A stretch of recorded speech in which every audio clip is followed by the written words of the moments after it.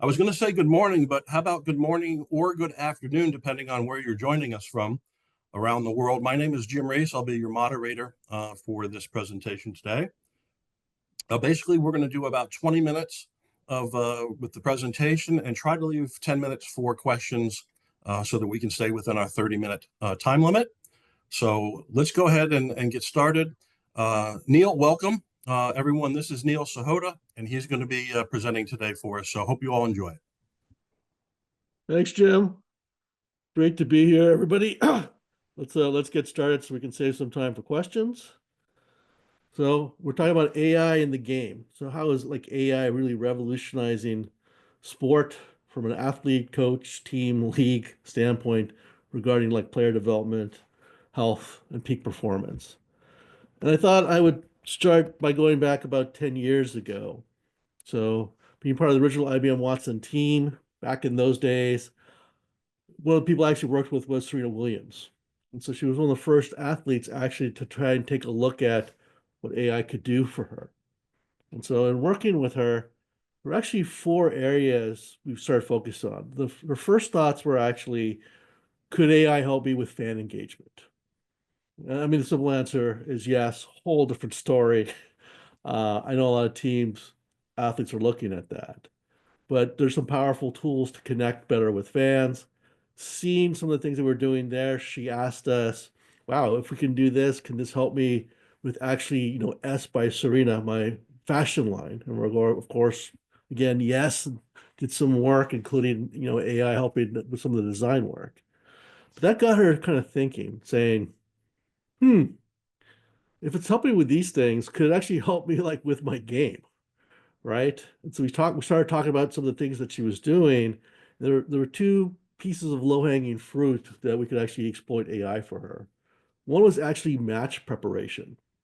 So we would actually have Watson study her style of play and then study her opponent's style of play. And that would kind of help them understand, in certain situations, what her opponent might try and do and how she could either counteract or take advantage of, certain weaknesses. So it became kind of a way to prep for matches. The second was there was a way to automate some of her training routines, get some better metrics, those types of things. So good value. Serena's had an amazing career, but it kind of got us thinking, right? We're kind of focused on some of the things she's already doing. We're just kind of adding fuel to the fire by leveraging AI. But the problem with automation is that because we're replicating everything, we're replicating all the good things. We're also replicating all the flaws that currently exist, in her training regimen, the way she preps for matches. And so that really is one of the big challenges that a lot of folks have when it comes to artificial intelligence. We're used to computers being about automation, doing something faster, cheaper, less errors. And there's nothing wrong with that. We can get value, but we're really only tapping into 20-30% of the actual potential there. We call AI the third generation of computing for good reason. It has a whole new set of capabilities that most of us really aren't used to, right? We're used to essentially computers running software, which is just a set of fixed instructions. We now have computers that are able of doing tasks that require a level of cognition, of some thinking and decision making. And so what we really learned is to tap into that full potential with AI is we have to focus on how we change the process or the system to take advantage of those capabilities. So in essence, I know this unfortunately makes people scratch their head at times, we're essentially trying to fix something that's not broken. The thing is, though, we also know that you want to get a leg up, especially in sports. You can't just keep doing the same thing over and over again, even if it is working. You got to find a better way of doing it. And that's where we kind of start looking at, okay, what are some of these other capabilities of AI can we exploit? And one of the biggest things we heard from within the industry, and particularly athletes and coaches, was, could you do it like me? Right? Could you actually study me, understand, and help me identify weaknesses or flaws in my training program or my development that I'm not even aware of? It's funny that Mike Tyson actually had me on his podcast a few years ago, We were kind of talking about Disney has a technology to kind of de-age people, and it was talking about creating a digital fight between Mike Tyson and Muhammad Ali, both in their primes. And Tyson was asking, could you actually do this? And it's like, actually, yes, we could actually have AI study all your fights. We could have AI study all of Ali's fights and have two different AI systems, a Tyson AI system, an Ali AI system, and actually have a fight in a virtual ring, virtual avatars. They would fight like each of you and be trying to compete against each other. So, in essence, you could actually do that. He got a little freaked out by that because he was very candid in saying that he's not coverable because he's pretty sure that Ali would kick his butt. But that's one of the powers that we have. And the way we're actually able to do this is through work in what we call convergence of AI, the metaverse, and cognitive science. What we've really learned is that cognitive science is the root. There's kind of better ways of training and learning and effectively wire our brains for faster learning, longer retention. And we can implement this into the metaverse, which is effectively a digital world, a 3D internet, if you will, where we can replicate any kind of object, location, person. So you create a very real, visceral experience. And then you have, of course, AI, which is effectively the one monitoring, measuring, sometimes coaching, providing feedback, or the athlete interacting with, to help do that kind of training regimen. And this work we actually started didn't focus on sports. It actually focused on more like scenario planning as well as like cloning expertise. So we've been able to work with the military to help them accelerate the learning curve of their newly commissioned officers. We've helped industries like oil, gas, and mining pioneer sustainable practices. We've been able to work with Generation Z to help those that suffer from like mental issues like anxiety and depression build up their coping skills so they can actually develop their resilience.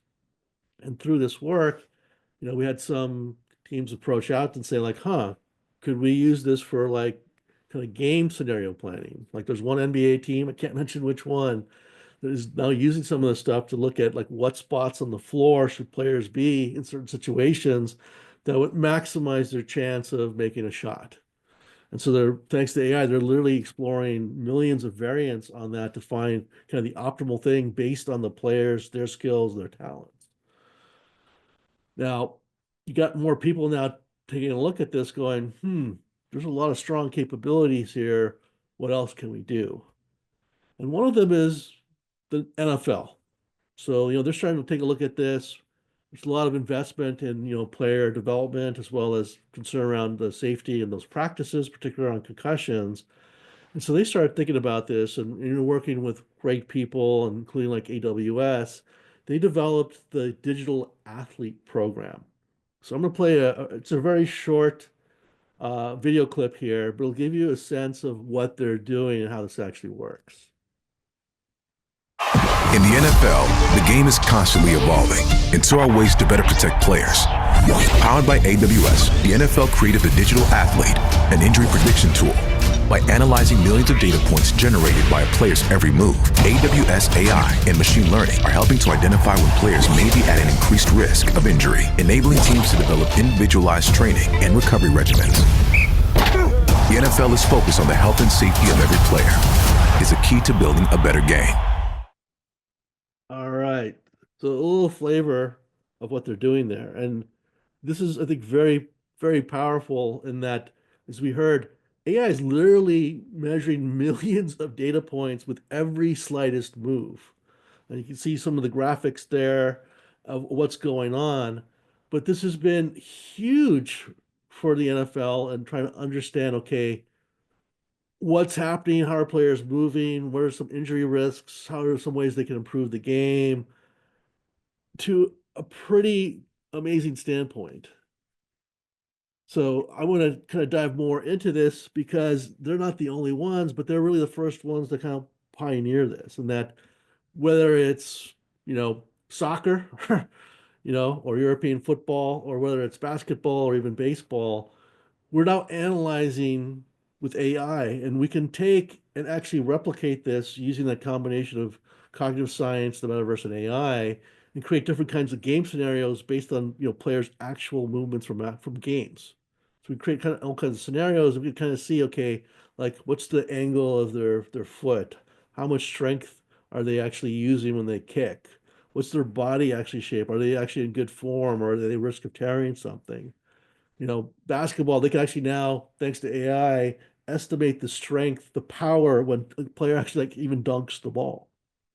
So a whole huge set of metrics out there that now teams are diving into to say, okay, where are people strong, where are they weak? But you're managing thousands of metrics, so you have like AI assistants now helping to kind of channel and say, okay, based on where they're at, where are they above average, below average, and where should we actually focus training on the first couple of items? What's also more from this is because of the player angles and the motions and stuff, it's created a whole new area of, we can actually now improve player health. So we can actually take a look at what kind of scenarios might trigger like injuries, like a concussion, or just based on the player's natural body motions, are they, herky jerky a little bit of bad form? Is that going to lead to a long-term chronic knee issues? Are they at risk of tearing an ACL? So such a deep dive now into just the minutia at an individual player level, and they can experiment, right? You don't have to wait for that player to, get hit a certain way, 100 times. They can simulate all this in the metaverse thanks to AI and see what happens. What happens after 100 hits, after 1,000 hits?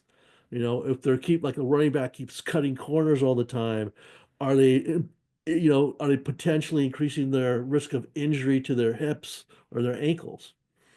So it's like an accelerated learning process and powerful scenario planning tool. And one very interesting thing that's come up now, thanks to the digital athlete program, and this was not planned, but was driven up from the inside. You may have noticed that the NFL has adopted a new kickoff rule this season. And this all actually came about because of the work they're doing with digital athlete. As they were studying some of these dynamics, particularly around player health and safety, they actually realized that one of the biggest sources of concussions or potential concussions within football is the way kickoffs are actually conducted. So recognizing that and wanted to better protect the players, they started experimenting with, okay, how can we change the rules to actually reduce that? And again, using this convergence of AI, the metaverse, and cognitive science, they were able to kind of scenario plan. I mean, you could scenario plan millions of different options here, but ultimately come and find those top options and then see how that actually plays out. And thus we have the new kickoff rule. So very powerful insight we got from that. And it's not just the physical, like health and well-being anymore. We've got powerful tools now that actually can assist athletes, even coaches, even GMs now with mental health, because we know this is a seriously challenging sport. The preparation, the intensity, the fan adoration or abuse, the scrutiny by the media. This can be overwhelming for some of these athletes, particularly the ones that, are still very young, 19, 20 years old, or might be coming from a different country and not even used to the culture, like we see a lot in Major League Baseball. So we're actually leveraging things like, AI's ability to actually learn psychology. And so we've actually built AI tools that can study a player and as little as 100 words, actually score them across the 56 personality traits.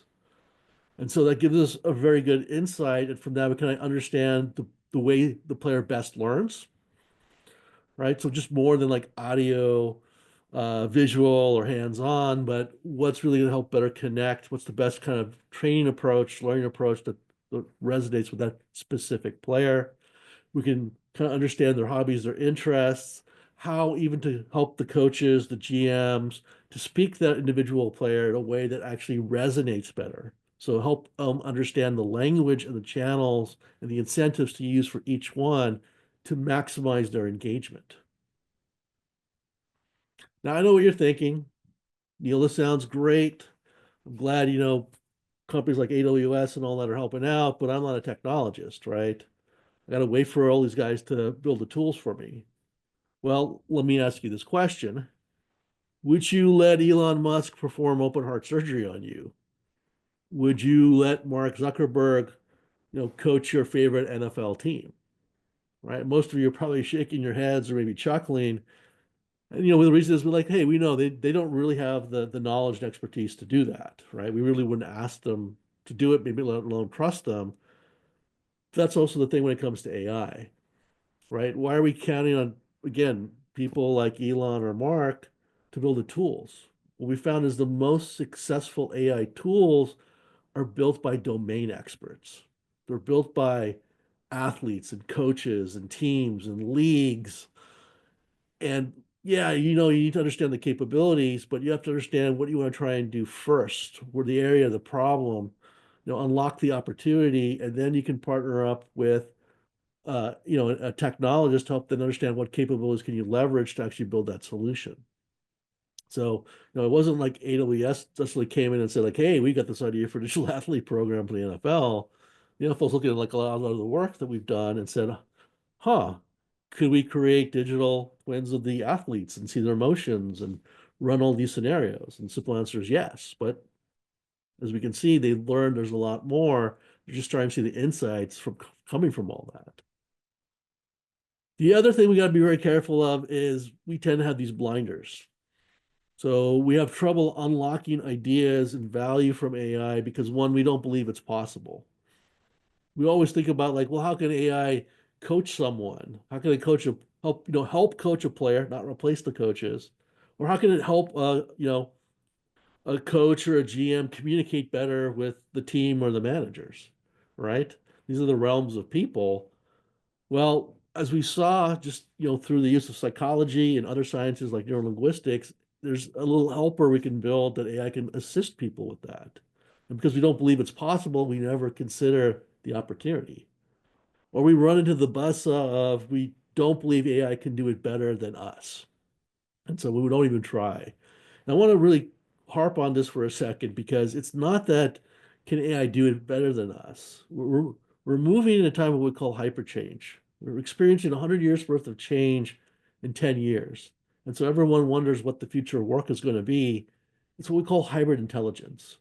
While AI can crunch lots of data and look at millions of variables in mere seconds, there's a lot of things that we as people do much better than AI. We handle first of a kind situations much better. We're better at creative thought, coming up with like game plans or patterns, right? It's the combination between the two. It's us, not human versus machine, but it's human using machine. It's us taking our own human capabilities and augmenting them with AI abilities. That's what hybrid intelligence is. It's not AI taking people's jobs, it's people using AI that's going to take jobs. And we want the human and the AI working together to be better, more accurate than the human alone or the AI alone. And so we have to be very careful of that. And then the last blinder we have is we always feel like if we're going to use AI, it can't make a mistake. It's got to be perfect. That's impossible, right? AI is a high energy intern when you get it. You got to teach it. It'll do anything you want. It'll work 24/7, but you got to teach it. And you got to teach it on your data, your game style, your processes, all these things, right? And it learns fast and it can be a powerful member of the team with the expectation it's always going to be right. It can never happen, right? We as humans, we're not perfect and we teach AI. Data is not perfect and that's what it's using. So we have to understand that again, it's the human and machine working together is that better and more accurate than what we actually have today. So we can overcome these blinders, we're going to unleash a world of opportunity. And the way I tell people to actually activate this is it's not problem solution, it's for one, you got to get in this mindset, right? Blue sky kind of thinking or green screen, if you will, the kind of that innovative entrepreneurial thinking. Don't worry about what's possible or not possible. Think about just the open space and look at the problem you want to try and solve. Understand the root causes. Bring that great domain expertise in about the game, the style, the players, the injury history, all these things. That creates the opportunity. Once we have the opportunity, then we marry it with the technical expertise to help us understand what capabilities out there, AI, metaverse, blockchain, whatever it might be, we can. And then we have to constrain it because of infrastructure. We just don't have unlimited money. Do we need 5G speeds? Do we need 20 GPUs to run AI servers? So we can kind of constrain and we come up with a very feasible value add solution. So that's the approach, but it starts with us as domain experts, the people that know the game that unlock these opportunities. So just to give you an example of what I mean by this, we'll play a very short video here, not much audio, but just watch what this gentleman is doing.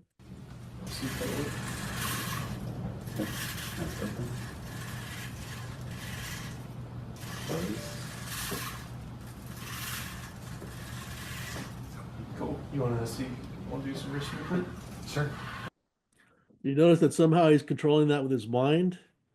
He is, right? We know that the brain can send signals to a phantom hand, whether you were born without it or you lost it in an accident. And so, as technologists, our first reaction is great. Let's drill a hole in his head, put a chip in there, and decode the brainwaves. Well, we don't actually understand how the brain works that well. We can't teach an AI. But again, working with domain experts, working with doctors and clinical researchers, to help us understand is that when the brain sends that signal, it triggers a process in our body. Part of that process is muscle and tendon motion. If you look above his right elbow, you see this black band. It's an Internet of Things, IoT sensor array designed to capture muscle and tendon motion. That we can teach an AI. So the AI grabs it, translates it into the arm. So in fact, he is controlling it by his mind. Now, this video is from about 3 years ago. We've advanced this research a lot.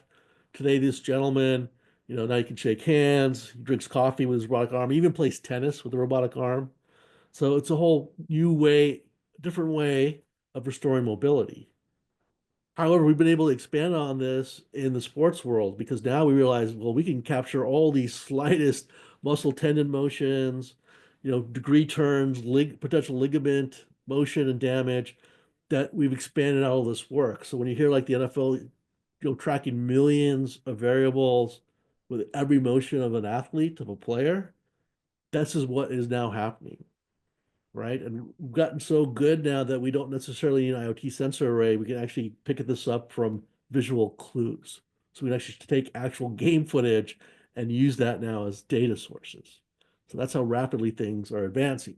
But hey, this is the leapfrog effect we all have, right? We don't have to try and do what everybody else is already doing. We can move forward.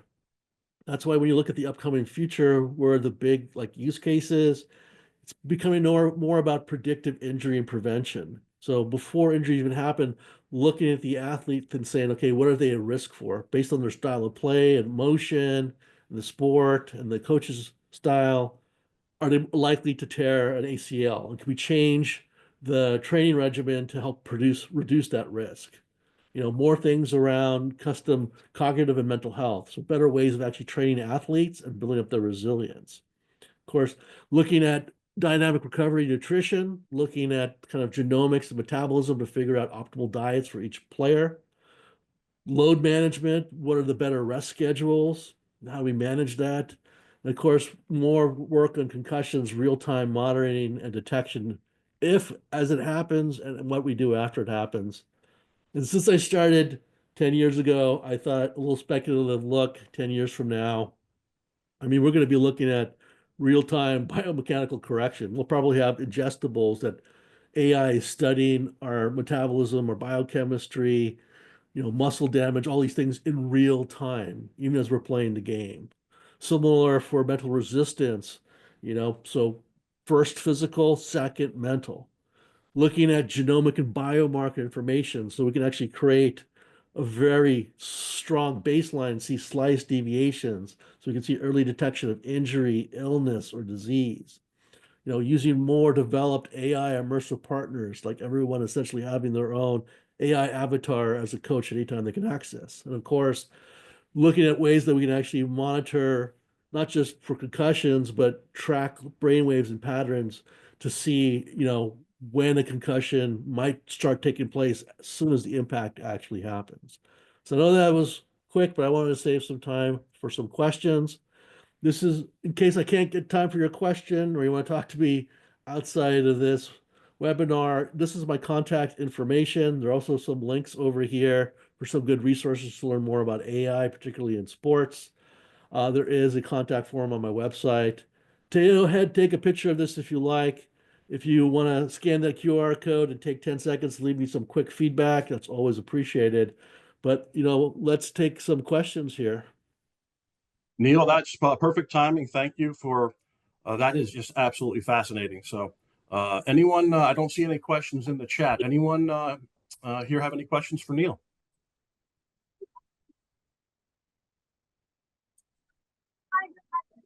I see one in the Q&A, Jim. It looks like Lisa's asking, how do you think youth coaches could better prepare athletes psychologically to accept this level of measurement and AI advice?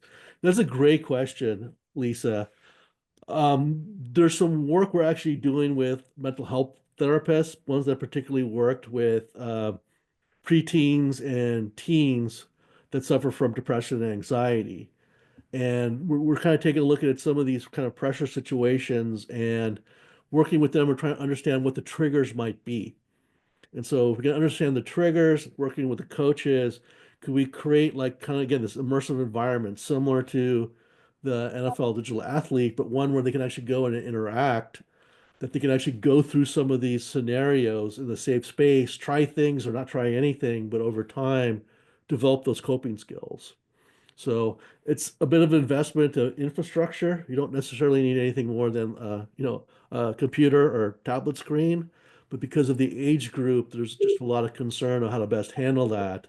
So this is more than coaches, it's also the parents and school administrators. Neil, I apologize. I was looking under chat and there's a Q&A, so I missed that. So All good, Jim. Any other questions? I think we have like a minute or two here for maybe one more question. I think Steve says, can I get those AI links? I will put that slide back up. Feel free again to take a picture of it, a screenshot, whatever you'd like to do. And then Jim will count on you to see if there's any other questions that pop up. absolutely. Neil, I have a quick one. We've got, looks like a minute and a half left. As a former athlete, we're superstitious. And you mentioned about fixing it when it's not broken. How do you get through to athletes when something's working just fine and yet they still have room for improvement? Yeah, that's a great that's a great question, Jim. Riley, you can't chase the squirrel. You gonna climb the tree? Sorry, I think so. So great question. So one of the things that we are actually doing with the mental health stuff is to, I hate to say this, kind of break that mindset, right? And we try and frame this as a way of you can always be better, right? How do you become a better athlete? Typically, you play against people that are better than you, and we can actually replicate that in this digital immersive world. And so as a result, what we've seen from the athletes is they've learned that as good as I am, as well as things are working, I can actually get better, right? And that's a bit of a different approach. And that's kind Yeah, of opened their mind up to say, you know what? I'm willing to try something better and see if it works. There's no risk to my real game in the metaverse. If it doesn't work, it doesn't work. I can try something else. But the fascinating thing, Jim, is when they do this, they start taking riskier and riskier things to see how that plays out. And as a result, they're thinking of some interestingly counterintuitive things to improve their game. absolutely fascinating, Neil. Thank you so much for sharing. Well, listen, thank you, everyone. We appreciate you being here for our inaugural conference and for Neil's presentation.